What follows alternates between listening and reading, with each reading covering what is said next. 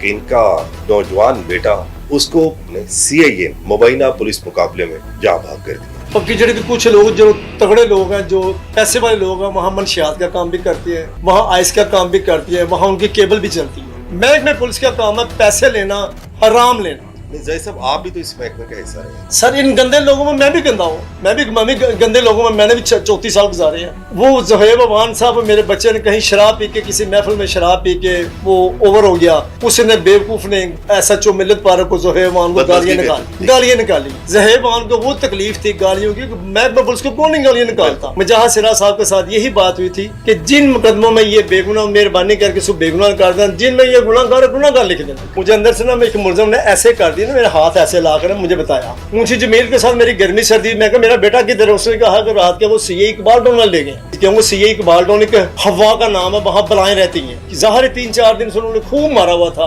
अच्छी तरह मारा हुआ था, उसकी इतना तशद्दुद किया हुआ था, वो अपने पाँव पे चल भी नहीं सकता। बच्चा मिला, इतना रोया, गले लग के इतना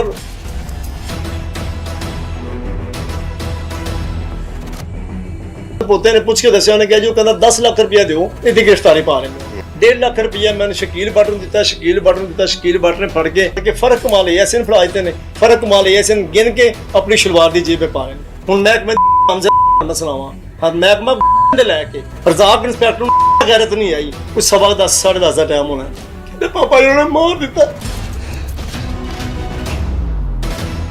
जी अस्सलाम वालेकुम जी, इस वक्त हमारे साथ जाहिद साहब मौजूद हैं।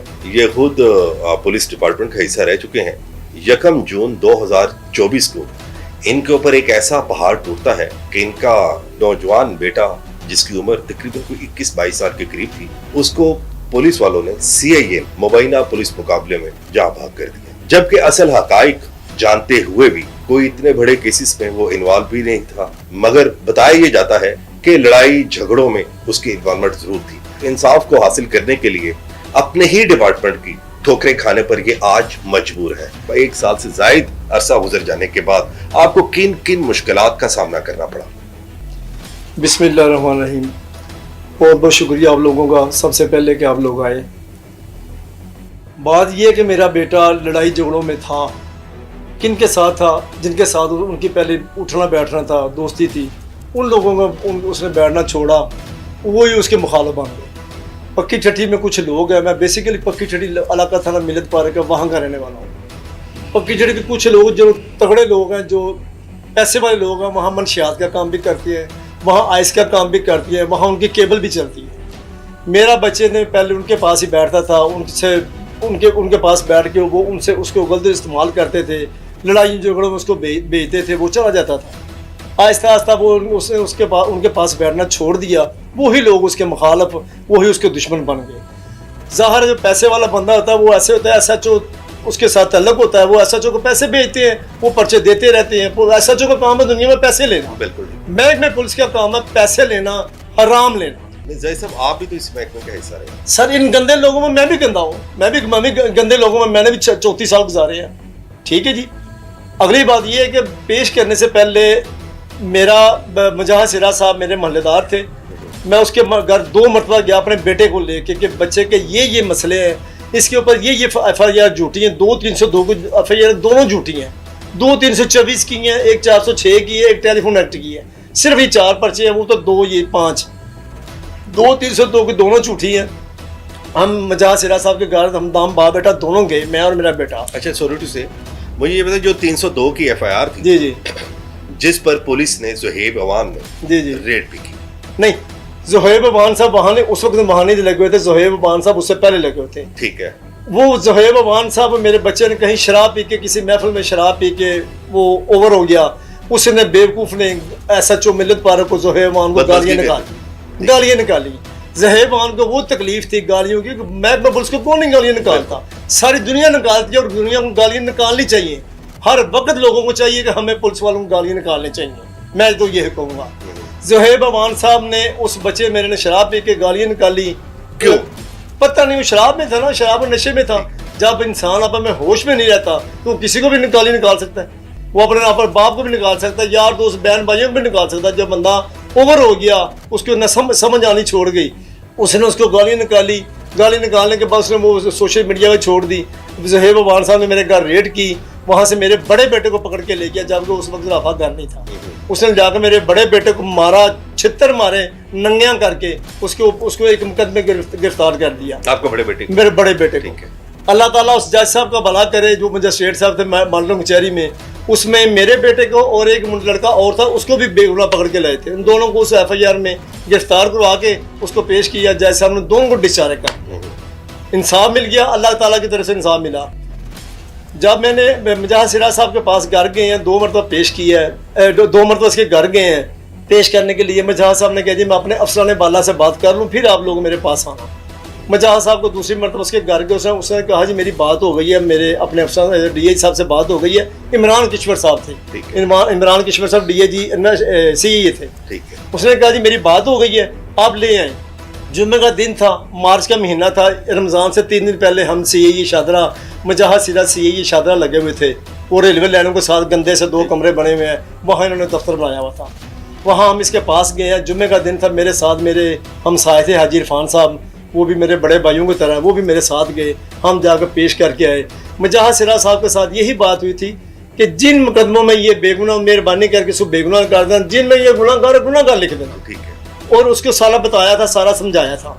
अलमुमताज सैलमी चौक में कत्ल हुआ बदर, कत्ल करने वाले 4 लोग कैमरे में CCTV में नजर आ रहे हैं। जिन लोगों ने कत्ल किया सारे जमाने को पता है। अगला जो लड़का कत्ल हुआ वो बहादरा, जो मनशात फरोश है रहमानपुरे में, वो सफदार पुलिस में उस पर रेड की, वो पुलिस से मर गया। उसने आगे देखा रिकॉर्ड, मिलत पार्क में रिकॉर्ड देखा, कुछ इश्तिहारी मिल जाए। उस बदर वाले मुकदमे में मेरा बेटा इश्तिहारी था, उन्होंने वो वाला आसिफ वाला कत्ल भी मेरे बेटे पे डाल दिया। ठीक है। ये सारी बातें मुजाहिद सिराज साहब को बताई थी। मुजाहिद सिराज साहब से यही तकलीफ है मुझे, उससे यही प्रॉब्लम है। मुजाहिद सिराज साहब ने 1 महीना 2 दिन उसकी मेरे बेटे की गिरफ्तारी क्यों नहीं डाली। इस दौरान मैं मुजाहिद सिराज साहब के पास 3 मरतबा वहाँ जाकर मिल के भी आया हूँ। टेलीफोन भी काफ़ी दफ़ा मरतबा बात हुई है कि मेहरबानी करके इसकी गिरफ्तारी डालें, इसको जेल भेज दें, ताकि ये अगले मामला जो अदालती मामला फिर देखे जाए। 1 महीना आप ज़ाहिर पुलिस डिपार्टमेंट का हिस्सा रहे, जब पुलिस वाला जो है अगर किसी शख्स को या किसी मुलजिम को गैर कानूनी तरीके से अपने पास रखता है तो क्या आप अदालत का रुजू करते हैं? सर यही इत्माद की बात है ना, वो मेरा महल्लेदार मैं इत्माद कर गया, मुझ में ये मेरी गलती कह लें या जो कुछ मर्जी कह लें, मैंने उस पर इतबार किया मुजाहिद सिरा पे, उसने उसकी मेरे बेटे की गिरफ्तारी ना डाली। मुजाहिद सिरा साहब 1 महीना 2 दिन बाद चेंज हो जाते हैं, वहाँ से ट्रायल क्लोज हो जाते हैं, उनकी जगह लग जाता है नबी बख्श बाट इंस्पेक्टर बतौर DSP लग जाते हैं। जिस दिन मैं रोटी देने गया हूँ, एक दिन मैं रोटी दे के आया हूँ, तो मैं अगले दिन रोटी देने गया हूँ। डेली मैं रोटी दे के आता था, वो रमज़ान का महीना था, मैं डेली रोटी दे के आता था, सहरी और इफ्तारी दे के आता था। अगले दिन मैं गया, मुझे पता चला कि मेरा बेटा हवालात में बेटा बैठा हुआ था, मुझे बेटे ने बताया कि DSP सब चेंज हो गए हैं। मैंने बच्चे को खाना देने के बाद मैं बाहर निकल के मैंने मुजाहिद सिरा साहब को फ़ोन किया, मैं कहा जनाब तुसी चेंज हो गए, क्लोज हो गए, तो मेरे बेटा इतने वे तो लिखा पढ़िया भी नहीं, कि गलत काम कर गए, कि की बनेगा, बड़ी परेशानी वाली गल है। मैं क्या वो कबाल टोन वाले या कोई होर ना लै जाए।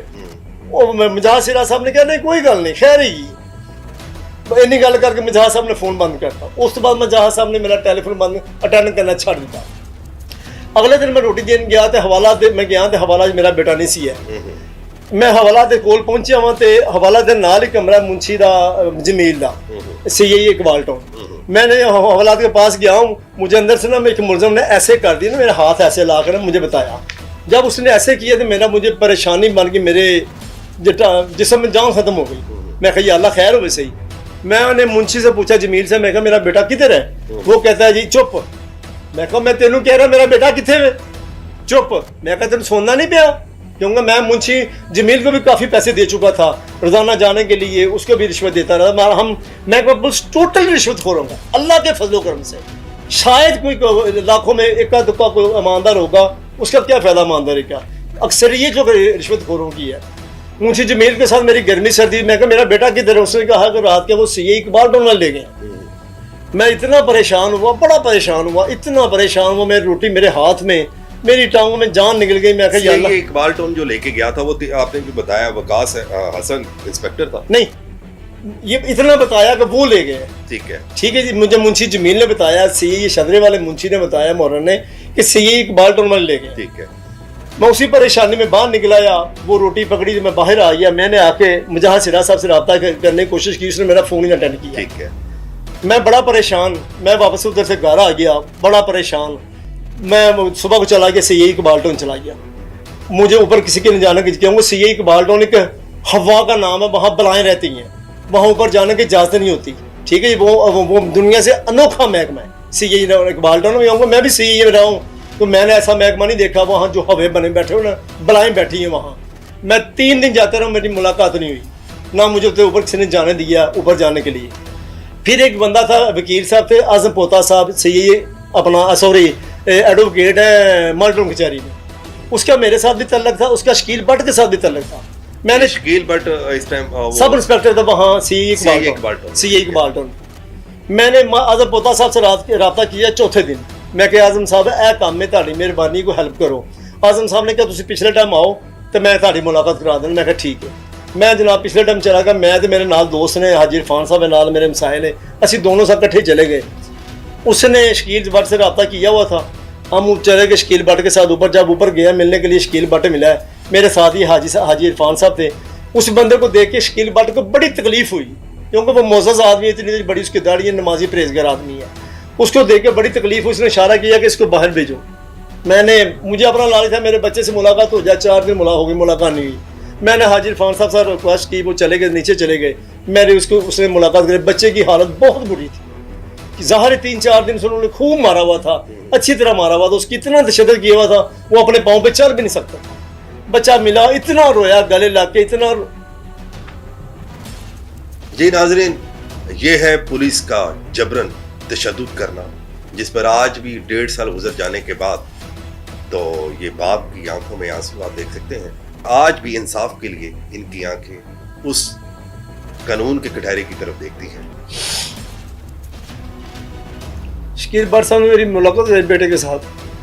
बेटा मिला, बड़ा रोया। मैंने बेटे को हौसला दिया, सब्र की, उसको कहा यार सब्र कर। मिल के चले गए, आ गए। उसके बाद मेरी शकील भट्ट के साथ वहाँ जाता रहा, शकील भट्ट मुलाकात कराता रहा। मैंने काफ़ी दिन, 18-19-20 दिन गुजर के मैंने आजम पोते को कहा, मैं कहा यार इनको कह के इसकी गिरफ्तारी डालो यार। उन्हें कहा वैसे कि ना हो। मैं कहा कहो ना। पोता साहब ने गल की शकील भट्ट नाल कि यार गिरफ्तारी पाओ, अज 18-20-22 दिन हो गए तुहाडे कोल आया तो क्यों नहीं गिरफ्तारी पा रहे। मैं कहा यार 1 महीना 2 दिन तो सीआई छदरा रहा है, हुण 18-19 दिन हो गए तुहाडे कोल आए तो गिरफ्तारी पाओ, ਇਹਦੀ गिरफ्तारी पाओ, किसी पासे लाओ यार। उन्हें कहा मैं तुहानूं दसना।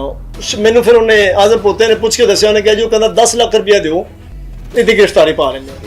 मैं कहूँगा तू 10 लाख रुपया ले लै, ਇਹਦੀ 2-302 ਦੇ ਮੁਕੱਦਮੇ ਦੋਵੇਂ ਝੂਠੇ ਨੇ, ਉਹਨਾਂ ਦੋਨਾਂ ਦੇ ਬੇਗੁਨਾਹ ਲਿਖ 10 ਲੱਖ ਰੁਪਏ ਲੈ ਲੈ। ਉਹਨੇ ਕਿਹਾ ਚਲੋ ਮੈਂ ਤੁਹਾਨੂੰ ਪੁੱਛ ਕੇ ਦੱਸਣਾ। ਅੱਜ ਪੋਤਾ ਸਾਹਿਬ ਨੇ ਉਹਨੂੰ ਪੁੱਛਿਆ ਸ਼ਕੀਲ ਭੱਟ ਨੂੰ, ਕਿਹਾ ਸੀ ਕਿਸੇ ਚ ਉਹਨੂੰ ਬੇਗੁਨਾਹ ਨਹੀਂ ਲੈਣਾ, 10 ਲੱਖ ਰੁਪਏ ਦੇ ਦਿਓ। ਮੈਂ ਕਿਹਾ ਨਹੀਂ 10 ਲੱਖ ਰੁਪਏ ਨਹੀਂ ਦਿਆਂਗਾ, ਮੈਂ 1 ਲੱਖ ਰੁਪਏ ਦਿਆਂਗਾ। ਉਹਨੂੰ ਕੋ ਤੁਸੀਂ ਸਾਰਿਆਂ ਦੀ ਗ੍ਰਿਫਤਾਰੀ ਪਾ ਦੇ, ਸਾਰੇ ਗੁਨਾਹਗਾਰ ਲਿਖ ਦੇ, 1 ਲੱਖ ਰੁਪਏ ਦਿਆਂਗਾ। ਉਹਨੇ ਕਿਹਾ ਤੁਸੀਂ ਨਾ, ਮੈਂ ਉਹਨੂੰ ਕਹਿ ਦਿਆਂ ਤੁਸੀਂ ਆਪ ਮਿਲ ਲੈਣਾ ਜਾ ਕੇ ਸ਼ਕੀਲ ਭੱਟ ਨੂੰ। ਮੈਂ ਕਿਹਾ ਠੀਕ। मैं जनाब अगले दिन आप चला ना, मैं जाकर शकील भट्ट में मिले। मैं कहा यार मेहरबानी कर, 10 लाख रुपया, 2 मुकदमे तू ही 302 के झूठे ने, दोनों बेगुनाह कर, उन्होंने 10 लाख रुपये ले लै। उन्हें कहा नहीं मैं 10 लाख रुपये लेना तो मैं सारा गुनाहगार लिखना। मैं कहा यार एडा जुल्म ना कर, चाहे तू ऐसा कर गिरफ्तारी पा ला, 1 लाख रुपये ले लै, गिरफ्तारी पा ला तो सारा गुनाहगार लिख दे। अगों अदालत का मैटर है, अदालत उन्हें जो कुछ मरी सजा दवे वो नसीब हो। उन्हें कहा नहीं जी 1 लाख रुपये नाल नहीं काम होना। मैं सर अपना उन्होंने सर 1 लाख की बजाय 1.5 लाख गया, 1.5 की बजाय 2 की गल हो गई। मैं कहा लिख दे तू सारा गुनाहगार लिख दे, 2 लाख रुपये मेरी वो गल हो गई। मैं उस दिन 1.5 लाख रुपये नाल लैके गया, मेरे नाल हाजी इरफान साहब भी गए सन, लेकिन उन्होंने उत्ते जाने की इजाजत नहीं सी, क्योंकि पहले दिन ही उन्हें झाड़ पा के थले ला दिता सी। वो फिर मेरे नाल जाते सन मोटरसाइकिल तो बेचारे थले रहिंदे सन, मैं उत्ते चला जाना सन। 1.5 लाख रुपया मैंने शकील भट्ट नूं दिता, शकील भट्ट नूं दिता। शकील भट्ट ने फड़ के वो ASA फर्क कमाल ASA, वो ऐसा नाल बैठा ऐसे, उन्हें मेरे को फड़ के फर्क कमाल ASA ने फड़ा देते हैं। फर्क कमाल ASA ने गिन के अपनी शलवार की जेब में पा लेने। अगले दिन मैं फिर गया वहाँ, फिर मैं 50,000 अगले दिता। 2 लाख रुपये की मेरी डील हुई सी सिर्फ गिरफ्तारी की, मैं 2 लाख रुपये दे दिता। गिरफ्तारी फिर नहीं सी पा रहा, और उस तो बाद मैं टैलीफोन नहीं सी अटेंड करता पाया। 3 दिन हो गए मेरी बच्चे ने मुलाकात भी नहीं सी हुई, तो ना ही टैलीफोन अटेंड करता पाया। मेरा उत्थे उस बिल्डिंग के एक दोस्त कुलीग लगा सी, मैं उन्हें गल की। मैं कहा यार टैलीफोन नहीं अटेंड करता पाया, की करिए अज। मैं 24 दिन हो गए गिरफ्तारी नहीं पाते पे यार, बड़े परेशान हाँ। उन्हें क्या रजाक इंस्पैक्टर साहब उत्थे लगे ने, तेरा वो सब इंस्पैक्टर तेरे नाल रहा नहीं। मैं क्या केड़ा रजाक? उन्हें क्या फलाना। मैं क्या आहो मेरे नाल रहा, कहना इंस्पैक्टर हो गया है तो उस साई वालों जाके इंस्पैक्टर हो गया तो वापस आ गया है। मैं क्या मेरे को नंबर है तो फोन बंद कर। ਹੁਣ ਇੱਥੋਂ ਗੱਲ ਧਿਆਨ ਨਾਲ ਸੁਣਨਾ ਮੇਰਾ। ਰਜ਼ਾਕ ਸਾਹਿਬ ਨੂੰ ਫੋਨ ਕਰਨਾ ਵਾ, ਸ਼ਾਮ ਦਾ ਟਾਈਮ ਹੈ, ਤਕਰੀਬਨ ਅਸਰ ਤੋਂ ਬਾਅਦ ਦਾ ਟਾਈਮ। ਰਜ਼ਾਕ ਸਾਹਿਬ ਕੀ ਹਾਲ ਨੇ, ਖੈਰੀਅਤ? ਤੇ ਰਜ਼ਾਕ ਸਾਹਿਬ ਕਿੱਥੇ ਹੁੰਦੇ ਹੋ ਅੱਜ ਕੱਲ੍ਹ? ਉਹਨੇ ਕਿਹਾ ਮੈਂ ਇੰਸਪੈਕਟਰ ਹੋਈ ਆ, ਮੈਂ ਸੀਏ ਇਕਬਾਲਟਨ ਹੁੰਦਾ ਵਾਂ। ਮੈਂ ਕਿਹਾ ਤੁਸੀਂ ਕਿੱਥੇ ਗਏ ਅਸਲੇ? ਉਹਨੇ ਕਿਹਾ ਮੈਂ ਥਾਣੇ ਬੈਠਾ ਆ, ਸੀਏ ਇਕਬਾਲਟਨ। ਮੈਂ ਕਿਹਾ ਮੈਂ ਆ ਰਿਹਾ। ਮੈਂ ਮੋਟਰਸਾਈਕਲ ਨਿਕਾਲੀ, ਸ਼ਾਮ ਦਾ ਟਾਈਮ ਸੀ, ਮੈਂ ਚਲਾ ਗਿਆ। ਰਜ਼ਾਕ ਸਾਹਿਬ ਨੂੰ ਜਾ ਕੇ ਮਿਲਿਆ, ਉਹਨੇ ਮੈਨੂੰ ਦੱਸਿਆ, ਮੈਂ ਕਿਹਾ ਰਾਫਾ ਜਾਣਾ, ਉਹ ਮੇਰਾ ਬੇਟਾ ਵੇ। ਅੱਜ 22-23 ਦਿਨ ਹੋ ਗਏ ਇਹਨਾਂ ਨੇ ਬਿਠਾਇਆ ਹੈ, ਉਹਦੀ ਗ੍ਰਿਫਤਾਰੀ ਨਹੀਂ ਪਾ ਰਹੇ। ਇੰਨੇ ਲੱਖ ਰੁਪਏ ਮੰਗਦਾ ਪਿਆ, ਮੈਂ 2 ਲੱਖ ਰੁਪਏ ਦੇ ਚੁੱਕੇ ਆ ਕਿ ਤੂੰ ਇਹਦੀ ਸਿਰਫ ਗ੍ਰਿਫਤਾਰੀ ਪਾ ਦੇ, ਸਾਰੇ ਮੁਕੱਦਮੇ ਗੁਨਾਹਗਾਰ ਲਿਖਦੇ, ਕੋਈ ਗੱਲ ਨਹੀਂ, ਖੈਰ ਹੈਗੀ ਹੈ। ਜੇ ਇਹਨੂੰ ਸਜ਼ਾਏ ਮੌਤ ਹੋਏਗੀ ਤੇ ਫਿਰ ਅੱਲਾਹ ਦੇ ਸਪੁਰਦ, ਕੋਈ ਗੱਲ ਨਹੀਂ।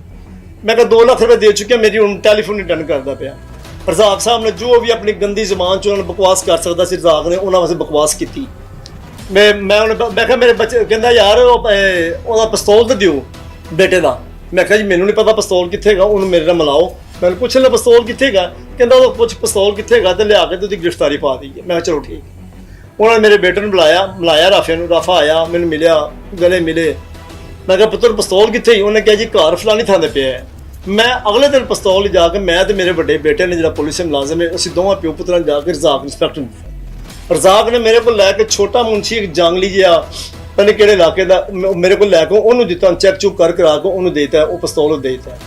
ਜਿਸ ਪਿਸਤੌਲ ਦੀ ਖੁਸ਼ੀ 'ਚ ਇਹ ਜੇ ਨੇ ਜੀ ਪਿਸਤੌਲ ਬਰਾਮਦ ਕਰਨ ਵਾਸਤੇ ਉੱਥੇ ਜਾ ਰਹੇ ਆ, ਪਹਿਲੇ ਕਿਹੜੇ ਬਾਟਾਪੁਰ ਜਿੱਥੇ ਜਾ ਕੇ ਮਾਰਿਆ ਨੇ ਪਿਸਤੌਲ। ਤੇ ਮੈਂ ਕੋਈ 22-23 ਦਿਨ ਪਹਿਲੇ ਰਜ਼ਾਕ ਇੰਸਪੈਕਟਰ ਨੂੰ ਦਿੱਤਾ, ਮੋਟੇ ਨੂੰ। ਅੱਛਾ ਜੀ। ਹਾਂਜੀ, ਮੈਂ ਰਜ਼ਾਕ ਮੋਟੇ ਇੰਸਪੈਕਟਰ ਨੂੰ ਦਿੱਤਾ ਪਿਸਤੌਲ, ਮੈਂ ਤੇ ਮੇਰਾ ਬੇਟਾ ਨਾਲ ਜਾ ਕੇ ਦਿੱਤਾ। ਇਹ ਹੁਣ ਡਰਾਮੇ ਕਰਦੇ ਪਏ ਜੇਲੀ ਪੁਲਿਸ ਮੁਕਾਬਲਾ। ਮੁਕਾਬਲਾ ਉਹਦੇ ਸਾਥੀ ਛਡਾਣ ਆਏ, ਮੈਨੂੰ ਪਤਾ ਜਿਹੜਾ ਸਾਥੀ ਛਡਾਣ ਆਉਂਦੇ ਨੇ, ਸਾਰੀ ਆਵਾਮ ਨੂੰ ਪਤਾ ਹੋਵੇ ਕਿ ਕਿਹੜੇ ਸਾਥੀ ਛਡਾਣ ਆਉਂਦੇ ਨੇ। ਮੈਂ ਜਨਾਬ ਇਹ ਪਿਸਤੌਲ ਜਾ ਕੇ ਰਜ਼ਾਕ ਇੰਸਪੈਕਟਰ ਨੂੰ, ਰਜ਼ਾਕ ਨੇ ਛੋਟੇ ਮੁੰਸ਼ੀ ਨੂੰ ਦਿੱਤਾ। ਇਹਦਾ ਵੀ ਪਿਸਤੌਲ ਇਹਨਾਂ ਦਾ ਆਪਣੇ ਹੈਂਡ ਓਵਰ ਕਰ ਲਿਆ। ਇਹ ਸਰ ਗੱਲ ਖਤਮ ਹੋ ਜਾਂਦੀ। ਉਸ ਤੋਂ 2 ਦਿਨ ਬਾਅਦ 3 ਦਿਨ ਬਾਅਦ ਮੈਂ 2 ਦਿਨ ਬਾਅਦ ਮੈਨੂੰ ਸ਼ਕੀਲ ਬੱਟ ਮਿਲਿਆ। ਮੈਂ ਕਿਹਾ ਯਾਰ ਉਹਦੀ ਗ੍ਰਿਫਤਾਰੀ ਪਾ ਲਾ, ਅੱਜ 27-28 ਦਿਨ ਹੋ ਗਏ ਨੇ, ਕਿ ਮਿਹਰਬਾਨੀ ਕਰ ਯਾਰ। ਤੈਨੂੰ ਮੈਂ ਪੈਸੇ ਵੀ ਦੇ ਦਿੱਤੇ ਨੇ, 2 ਲੱਖ ਰੁਪਏ ਦਿਨ ਦਿੱਤਾ, 1.5 ਦਿਨ ਇੱਕ ਦਿਨ ਦਿੱਤਾ, 50,000 ਦਿਨ ਅਗਲੇ ਦਿਨ ਦਿੱਤਾ, 1.5 ਦਿਨ ਦਿੱਤਾ। ਉਹਨੇ ਮੇਰੇ ਕੋਲ ਫੜ ਕੇ ਫਰਕ ਮਾਲੇ ਐਸੇ ਦੇ ਦਿੱਤਾ। ਅਗਲੇ ਦਿਨ 50 ਦਿੱਤਾ, ਉਹਨੇ ਮੇਰੇ ਕੋਲ ਲੈ ਕੇ ਆਪਣੀ ਜੇਬੇ ਪਾ ਲਿਆ। ਉਸ ਦਿਨ ਇਕੱਲਾ ਹੀ ਸੀ ਸ਼ਕੀਲ ਬੱਟ ਇਕੱਲਾ ਹੀ ਸੀ। ਲਓ ਜੀ, ਉਹ ਆਪਣਾ 2-4 ਦਿਨ ਗੁਜ਼ਰਦੇ ਨੇ ਤੇ ਮੈਨੂੰ ਫੋਨ ਕਰਦਾ ਰਜ਼ਾਕ ਇੰਸਪੈਕਟਰ। ਸ਼ਾਮ ਦਾ ਟਾਈਮ ਹੈ, ਹੁਣ ਮਹਿਕਮੇ ਦੀ ਇੱਜ਼ਤੀਆਂ ਤੁਹਾਨੂੰ ਸੁਣਾਵਾਂ। ਹਾਂ, ਮਹਿਕਮਾ ਦੇ ਲੈ ਕੇ ਇੱਕ ਆਰਾ ਲੱਗਣਾ ਚਾਹੀਦਾ, ਲੱਕੜੀਆਂ ਕੱਟਣ ਵਾਲਾ ਆਰਾ ਨਹੀਂ ਹੁੰਦਾ, ਸਾਨੂੰ ਪੁਲਿਸ ਨੂੰ ਉਹਦੇ ਚ ਚਾਹੀਦਾ, ਉਹਦੇ ਲੰਗਾਣਾ ਸਾਰੇ ਪੀਸ ਹੋਣੇ ਚਾਹੀਦੇ। ਰਜ਼ਾਕ ਇੰਸਪੈਕਟਰ ਨੂੰ ਜ਼ਰਾ ਗੈਰਤ ਨਹੀਂ ਆਈ, ਉਹਨੂੰ ਹਯਾ ਨਹੀਂ ਆਇਆ ਕਿ ਮੇਰਾ ਮਤਹਿਤ ਰਿਹਾ, ਮੇਰਾ 2 ਦਫਾ ਰਿਹਾ ਹੋਵੇ।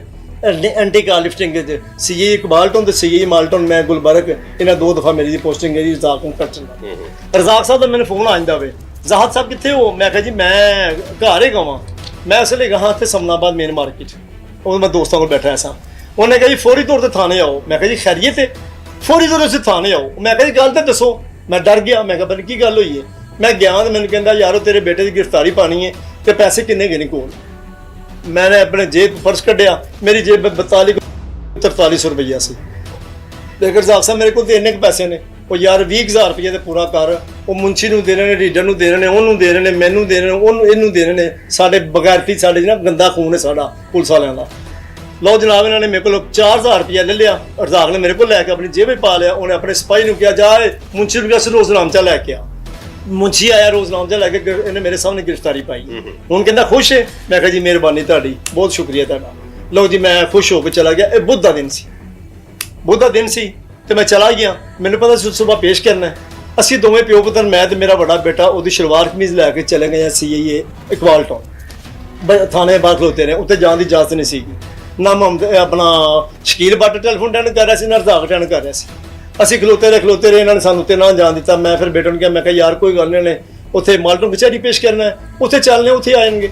ਲੋ ਸਰ ਅਸੀਂ ਉੱਥੇ ਚਲੇ ਗਏ, ਮਾਲਟਨ ਕਚਹਿਰੀ ਚਲੇ ਗਏ। ਉੱਥੇ ਜਾ ਕੇ ਜਿਉਂ ਬੈਠੇ 2, 2:30, 3 ਵਜੇ ਤੱਕ ਇਹ ਨਾ ਆਏ ਲੈ ਕੇ। ਮੈਂ ਬੜਾ ਪਰੇਸ਼ਾਨ ਹੋਇਆ, ਕੀ ਗੱਲ ਬਣ ਗਈ, ਕਿਉਂ ਨਹੀਂ ਆਏ? ਮੈਂ ਰਜ਼ਾਕ ਨੂੰ ਫੋਨ ਕੀਤਾ, ਮੈਂ ਰਜ਼ਾਕ ਸਾਹਿਬ ਕੀ ਗੱਲ, ਬੱਚੇ ਨੂੰ ਪੇਸ਼ ਨਹੀਂ ਕੀਤਾ? ਉਹ ਤੂੰ ਆ ਜਾ ਥਾਣੇ, ਉਹ ਕਰਦੇ ਆ, ਤੂੰ ਆ ਜਾ। ਅਸੀਂ ਸਰ ਕਿੱਕ ਮਾਰੀ, ਦੋਵਾਂ ਪਿਓ ਪੁੱਤਰਾਂ ਸੀ ਇਕਬਾਲ ਟਾਊਨ ਆ ਗਏ। ਮੈਂ ਕਿਹਾ ਜੀ ਕੀ ਗੱਲ ਬਣੀ ਹੈ, ਕੀ ਗੱਲ ਹੋ ਗਈ? ਕਹਿੰਦਾ ਵੇ ਉਹ ਨਾ ਰਾਤ ਦੇ ਸਾਡੇ ਐਸਪੀ ਸਾਹਿਬ ਚੇਂਜ ਹੋ ਗਏ ਨੇ। ਉਹ ਪਹਿਲੇ ਆਫਤਾ ਫੁੱਲਰਮਾਨ ਸੀ, ਹੁਣ ਉਹ ਲੱਗ ਗਿਆ ਫਰਕਾਨ ਬਲਾਲ ਲੱਗ ਗਿਆ ਵੇ, ਤੇ ਉਹ ਕਹਿੰਦਾ ਮੈਂ ਆਪ ਹੀ ਤਫਤੀਸ਼ ਕਰਨੀ ਹੈ।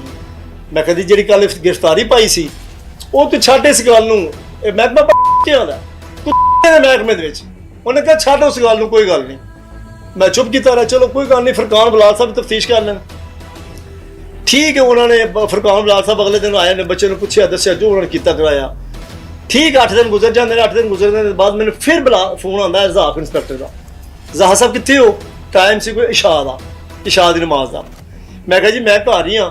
ਕਹਿੰਦਾ ਯਾਰ ਥਾਣੇ ਆ। ਮੈਂ ਕਿਹਾ ਜੀ ਜ਼ਾਹਰ ਸਾਹਿਬ ਮੈਂ ਕੋਈ ਨਹੀਂ ਆਣਾ, ਕਿਉਂਕਿ ਮੇਰੀਆਂ ਦੋਵਾਂ ਅੱਖਾਂ 'ਚ ਕਾਲਾ ਮੋਤੀ ਹੈ, ਖੱਬੀ 'ਚ ਜ਼ਿਆਦਾ ਹੈ ਤੇ ਸੱਜੀ 'ਚ ਘੱਟ ਹੈ। ਮੈਨੂੰ ਰਾਤ ਨੂੰ ਨਾ ਥੋੜਾ ਆ ਮੋਟਰਸਾਈਕਲ ਚਲਾਉਣ ਦੀ ਪ੍ਰੋਬਲਮ ਹੁੰਦੀ, ਮੈਨੂੰ ਨਹੀਂ ਮੋਟਰਸਾਈਕਲ ਸਹੀ ਨਜ਼ਰ ਆਉਂਦਾ। ਮੈਨੂੰ ਮੇਰੇ ਦੋਵਾਂ ਅੱਖਾਂ ਨੂੰ ਕਾਲਾ ਮੋਤੀ ਹੈ। ਇਸੇ ਬੇਸ ਮੈਂ ਰਿਟਾਇਰ ਹੋਇਆ 2009 ਤੋਂ। ਮੈਨੂੰ ਤਕਲੀਫ ਹੈ, ਮੈਂ 2009 ਤੋਂ ਲੈ ਕੇ ਹੁਣ ਤੱਕ ਡਰੌਪਸ ਪਾਉਣਾ ਵਾ ਤੇ ਲਗਾ ਫਿਰਨਾ ਨਹੀਂ ਕਰਨਾ, ਮੈਂ ਨਹੀਂ ਫਿਰ ਸਕਦਾ। ਰਜ਼ਾਕ ਸਾਹਿਬ ਨੇ ਕਿਹਾ ਜੀ ਅੱਛਾ ਤੂੰ, ਮੈਂ ਕਿਹਾ ਜੀ ਫਿਰ ਤੁਹਾਡੀ ਮਿਹਰਬਾਨੀ, ਤੁਸੀਂ ਗ੍ਰਿਫਤਾਰੀ ਪਾਓ, ਜੋ ਤੁਸੀਂ ਕਹੋਗੇ ਮੈਂ ਤੁਹਾਨੂੰ ਭੇਜ ਦਿਆਂਗਾ, ਮੈਨੂੰ ਦੱਸੋ ਮੈਂ ਮੁੰਡਾ ਭੇਜ ਦਿੰਦਾ, ਉਹ ਤੁਹਾਨੂੰ ਪਹੁੰਚਾ ਦਿੰਦਾ। ਖੈਰ ਜੀ ਇਹ ਗੱਲ ਖਤਮ ਹੋ ਗਈ। ਰਜ਼ਾਕ ਸਾਹਿਬ ਨੇ ਗ੍ਰਿਫਤਾਰੀ ਪਾਈ ਹੈ, ਜਿੰਨੇ ਵੀ ਪਾਈ ਹੈ। ਉਹ ਦਿਨ ਸਵੇਰੇ ਜੁਮੇ ਦਾ ਦਿਨ ਸੀ, ਜੁਮੇ ਦੀ ਰਾਤ ਸੀ। ਇਹਨਾਂ ਦੀ ਗ੍ਰਿਫਤਾਰੀ ਪਾ ਕੇ ਸਵੇਰੇ ਹਫ਼ਤੇ ਵਾਲੇ ਪੇਸ਼ ਕੀਤਾ ਸੀ। ਹਫ਼ਤੇ ਵਾਲੇ ਪੇਸ਼ ਕਰਨ ਵਾਸਤੇ ਗਏ ਆ ਉੱਥੇ ਮਾਲਟਨ ਕਚਹਿਰੀ, ਮੈਂ ਇਕੱਲਾ ਹੀ ਗਿਆ ਵਾ। ਅਬੇ ਸ਼ਲਵਾਰ ਕਮੀਜ਼ ਲੈ ਆਇਆ ਨਾ ਬੇਟੇ ਦੀ। ਮੈਂ ਕਿਹਾ ਯਾਰ ਪਜਾਮੇ ਤੇ ਟੀ-ਸ਼ਰਟ ਬੰਦਾ ਬੁਰਾ ਲੱਗਦਾ ਅਦਾਲਤ ਦੇ ਪੇਸ਼ ਹੁੰਦਾ। ਮੈਂ ਸਰ ਲੈ ਗਿਆ ਜੀ ਉਹਦੇ ਸ਼ਲਵਾਰ ਕਮੀਜ਼ ਲੈ ਕੇ, ਮੈਂ ਉੱਥੇ ਸੀ ਮਾਲਟਨ ਗਿਆ ਵਾ ਹਫ਼ਤੇ ਵਾਲੇ ਦਿਨ। ਮੈਂ ਜਾ ਕੇ ਸੰਤਰੀ ਨੂੰ ਕਿਹਾ ਮੈਂ ਕਿਹਾ ਯਾਰ ਉੱਤੇ ਜਾਣਾ ਹੈ, ਬੱਚੇ ਦੇ ਕੱਪੜੇ ਦੇਣੇ ਨੇ, ਚੇਂਜ ਕਰਵਾਉਣੇ ਨੇ, ਉਹ ਪੇਸ਼ ਕਰਨਾ ਨੇ। ਉਹਨੇ ਕਿਹਾ ਕਿਹੜੇ ਬੱਚੇ ਨੂੰ? ਮੈਂ ਕਿਹਾ ਰਾਫੇ ਨੂੰ। ਉਹਨੇ ਕਿਹਾ ਉਹ ਤਾਂ ਬੜੀ ਦੇਰ ਦੇ ਲੈ ਗਏ ਨੇ। ਇਹ 10 ਵੀ ਮੈਂ ਉੱਥੇ ਗਿਆ ਵਾਂ। ਜਿਸ ਨੂੰ ਕਹੀ ਬੜੀ ਦੇਰ ਦੇ ਲੈ ਗਏ ਨੇ ਤੇ ਮੈਂ ਬੜਾ ਪਰੇਸ਼ਾਨ ਹੋਇਆ। ਇਹ ਐਡੀ ਕਿਹੜੀ ਮੁਸੀਬਤ ਪਈ ਸੀ ਕਿ ਉਹਨੂੰ ਐਡੀ ਜਲਦੀ ਲੈ ਗਏ? ਕੋਈ ਦਹਿਸ਼ਤਗਰਦ ਸੀ? ਉਹ ਕੋਈ ਡਾਕੂ ਸੀ? ਕਿਸੇ ਗੱਲ ਤੋਂ ਐਡੀ ਦੇਰ ਦੇ? ਮੈਨੂੰ ਬੜੀ ਤਕਲੀਫ ਪਹੁੰਚੀ। ਮੈਂ ਉਹ ਕੱਪੜੇ ਫੜੇ, ਮੋਟਰਸਾਈਕਲ ਕਿੱਕ ਮਾਰੀ, ਮੈਂ ਚਲਾ ਗਿਆ ਮਾਲਟਨ ਕਚਹਿਰੀ। ਮਾਲਟਨ ਕਚਹਿਰੀ ਦਾ ਮੈਂ ਪਹਿਲਾ ਗੇਟ ਬਣੇ ਤੇ ਅੰਦਰੋਂ ਪੇਸ਼ ਹੋ ਕੇ ਆ ਰਹੇ ਸਨ। ਮੁਹੰਮਦ ਅਲੀ ਸਾਹਿਬ ਇੰਸਪੈਕਟਰ ਜੀਨ ਦੀ ਪੈਂਟ ਪਾਈ ਤੇ ਟੀ-ਸ਼ਰਟ ਪਾਈ ਹੈ, ਨਾਲ ਉਹਦੇ ਜਿਹੜੇ ਜਵਾਨ ਸਨ ਰਾਈਫਲਾਂ ਰੂਫਲਾਂ ਫੜੀਆਂ, ਪੇਸ਼ ਕਰਕੇ ਵਾਪਸ ਆ ਰਹੇ ਨੇ। ਰਾਫਾ ਵੀ ਆ ਰਿਹਾ ਵੇ, ਮੂੰਹ ਦਾ ਮਾਸਕ ਲਾਇਆ ਹੈ। ਮੈਂ ਮਿਲਿਆ ਜੀ ਗਲੇ ਲਾ ਕੇ ਤੇ ਮੈਂ ਕਿਹਾ ਬੇਟਾ ਸੁਣਾਓ? ਕਹਿੰਦਾ ਜੀ 5 ਦਿਨ ਦਾ ਰਿਮਾਂਡ ਮਿਲ ਗਿਆ। ਮੈਂ ਕਿਹਾ ਚਲੋ ਅੱਛਾ ਹੋ ਗਿਆ ਯਾਰ। ਮੈਂ ਕਿਹਾ ਨਾ ਇਹ ਪੁੱਤਰ ਕੱਪੜੇ ਲਿਆਂਦੇ ਨੇ ਤੇਰੇ ਵਾਸਤੇ, ਇਹ ਕੱਪੜੇ ਚੇਂਜ ਕਰ ਲੈਣੇ। ਕਹਿੰਦਾ ਜੀ ਠੀਕ ਹੈ। ਮੈਂ ਮੁਹੰਮਦ ਅਲੀ ਸਾਹਿਬ ਨੂੰ ਮਿਲਿਆ, ਸਾਰਿਆਂ ਨੂੰ ਮਿਲਿਆ, ਹੱਥ ਮਿਲਾਇਆ। ਮੈਂ ਕਿਹਾ ਚੱਲ ਬੇਟਾ ਠੀਕ ਹੈ ਜਾ ਤੂੰ। ਮੈਂ ਕਿਹਾ ਸ਼ਾਮੀ ਮੈਂ ਆਵਾਂਗਾ। ਇਹ ਹਫ਼ਤੇ ਨੂੰ ਸਵੇਰ ਦੀ ਗੱਲ। ਠੀਕ ਹੈ। ਹਫ਼ਤੇ ਨੂੰ ਮੈਂ ਸ਼ਾਮ ਨੂੰ ਨਹੀਂ ਗਿਆ। ਹਫ਼ਤੇ ਦਿਨ ਸ਼ਾਮੀ ਕੋਈ 10 ਸਵਾ 10 ਵਜੇ ਨਾਲ ਮੈਨੂੰ ਵੱਡੇ ਬੇਟੇ ਦਾ ਫੋਨ ਆ ਜਾਂਦਾ। ਉਹ ਲਾਈਨ ਦੇ ਵਿੱਚ ਸੀ, ਰਿਕਰੂਟ ਸੀ, ਲਾਈਨ ਸੀ। ਉਹਦਾ ਮੈਨੂੰ ਫੋਨ ਆਉਂਦਾ ਵੇ, ਕੋਈ ਸਵਾ 10 ਸਾਢੇ 10 ਦਾ ਟਾਈਮ ਹੋਣਾ। ਪਾਪਾ ਇਹ ਰਾਫਾ ਕਿੱਥੇ ਗਏ?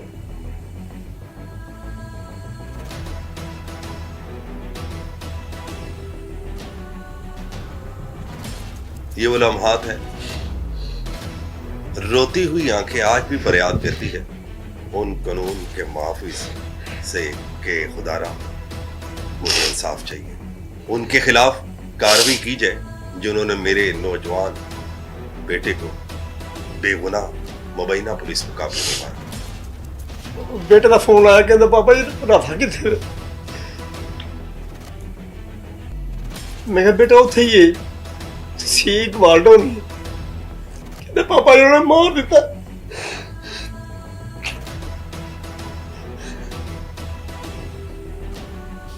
कहते पापा जी उन्होंने मार दिता। वो एक ग्रुपां दे विच चलदा पिया।